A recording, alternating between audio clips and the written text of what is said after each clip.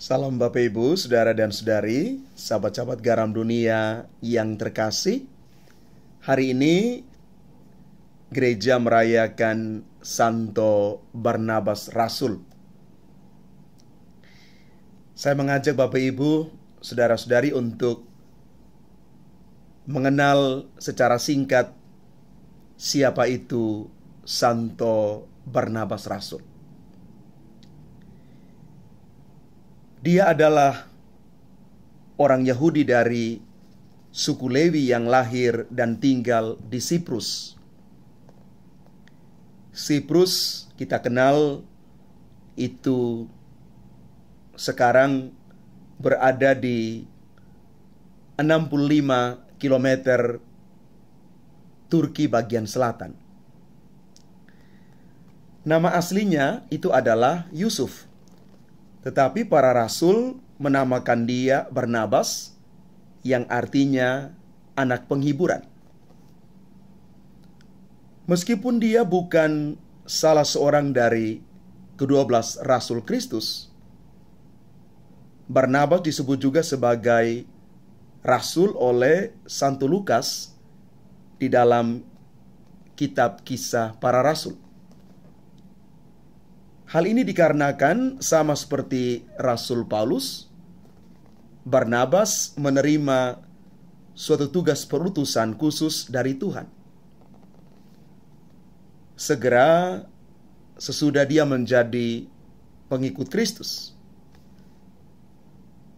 Santo Barnabas menjual segala harta miliknya dan memberikan uangnya kepada para rasul. Dia dikenal sebagai seorang yang lembut serta baik hati.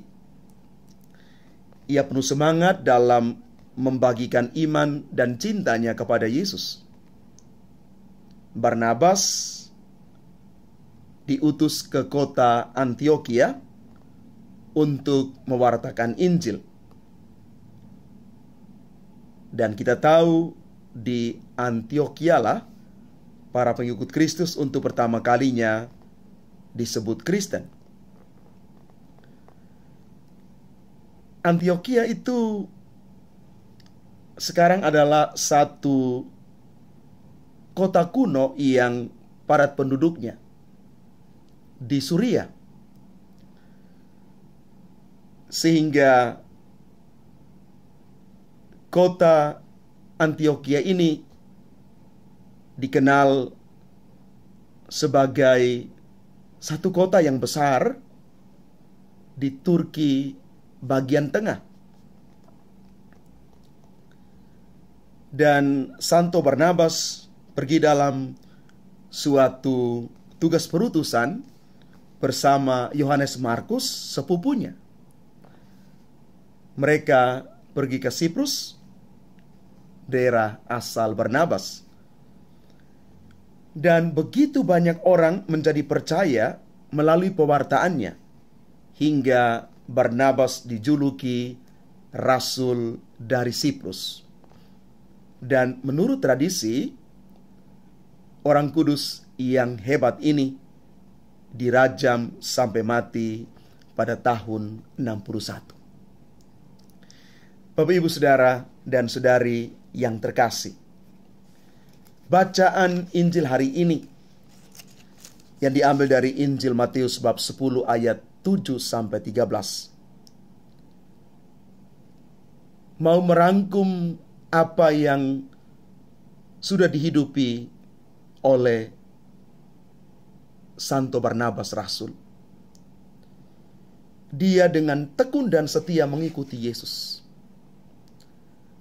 Maka Yesus mengatakan, "Kamu telah menerima dengan cuma-cuma, karena itu berilah dengan cuma-cuma pula." Maka dari perikop Injil ini kita menangkap pesan mendasar bagi tugas perutusan setiap pengikut Kristus. Dalam menjalankan tugas dan perutusan sebagai murid, kita dituntut untuk percaya pada penyelenggaran Allah. Kita yakin dan percaya Tuhan Maha menyediakan.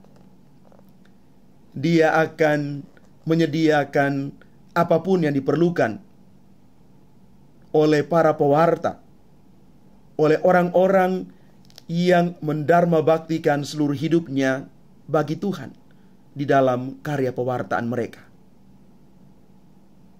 Karena itu dalam setiap pekerjaan dan karya pelayanan apapun, jangan lupa satu hal, bahwa yang kita wartakan itu adalah Kristus, bukan diri kita.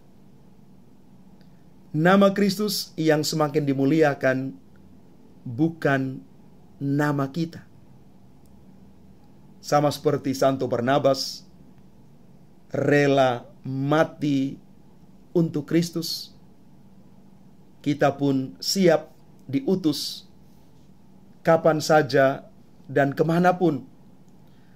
Tetapi yang paling utama dan terutama, kita siap diutus mulai di dalam komunitas, mulai dari rumah kita masing-masing, mulai di tempat di mana kita melayani dan berkarya.